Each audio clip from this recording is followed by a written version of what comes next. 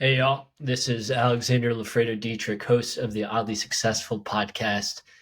And today we don't have a guest. This is just my recap of season one. It's going to be pretty short, but hopefully this will give you a primer as to everything that we've learned with our wonderful guests in the first season.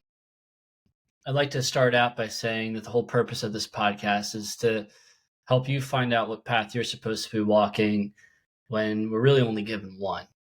And we have amazing bits of wisdom from a lot of amazing people, from AI entrepreneurs to presidential guards to infantry officers, brand marketers, other podcast hosts. I mean, the list goes on. And I'm going to sum up their wisdom.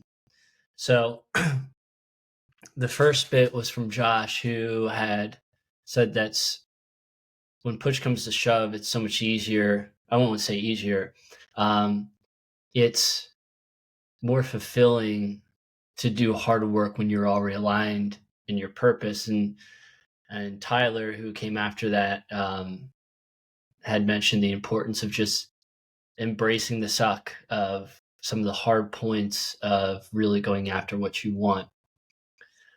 But I think what really brought these 2 points around was the interview after Alex, not me, different Alex, who had mentioned that, yeah, when we're really fighting for what we want in this life, that there's going to be some hard points, as the other two have said.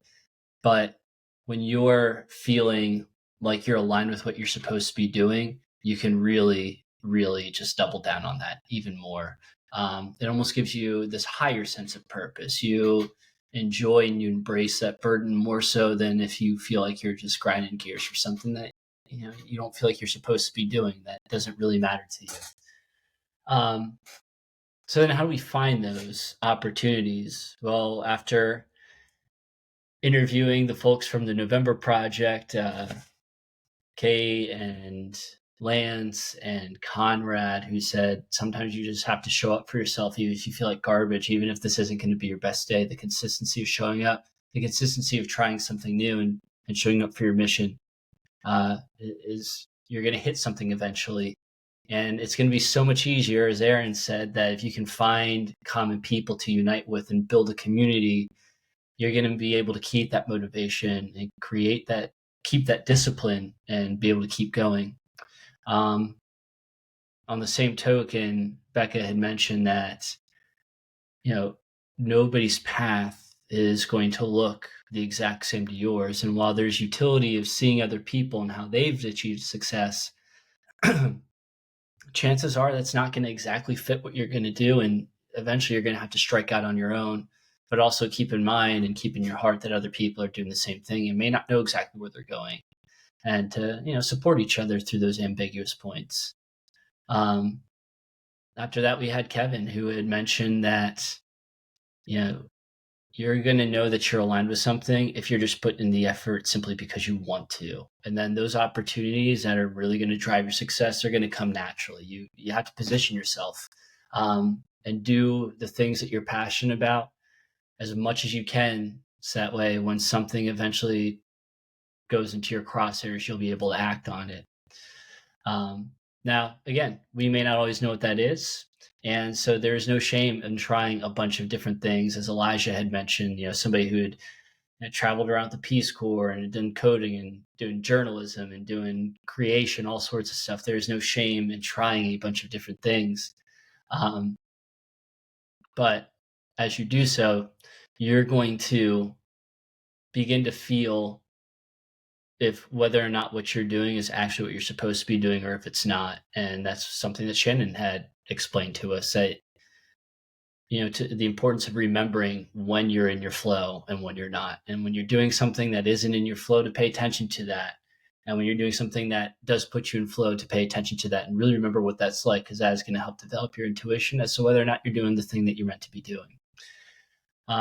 And then finally, we had the capstone of the person, the individual had inspired this podcast, Roger, and he had laid so much emphasis on the importance of play. Again, trying a bunch of different things, questioning the assumptions about yourself. You may think that, maybe I am supposed to, you know, go to school and get my degree and land this big job, which again, if that's what you want, great. I know for me, that's not what I wanted. And there's assumptions that I have that's like, well, can I do something outside of that? Maybe I can't. It's not until I started challenging that assumption that I decided to try, and I was able to enact all these other different pieces of advice. So if you're like, oh, maybe I'm not an entrepreneur, maybe I'm not this person who I want to be, challenge that. Ask yourself why you think that, um, and figure that out. Based off of all these bits of wisdom that we had from all of our guests. I think the key thing is finding what you're supposed to do. It's a path that nobody has ever walked before. It's yours. It is yours alone. And that's what makes it hard, because there is no finite goal to it all the time. It's an unknown journey, and you don't know when the end is. And I think that's the reason why I don't think there's a correlation, or at least not a direct correlation, between how intelligent or how gritty someone is, or raw skill, or anything like that, because there's plenty of people that work themselves to the bone and are not where they want to be and don't get there. And there's plenty of people who are like the smartest folks in the world and are not really doing anything. But then there are the other folks that,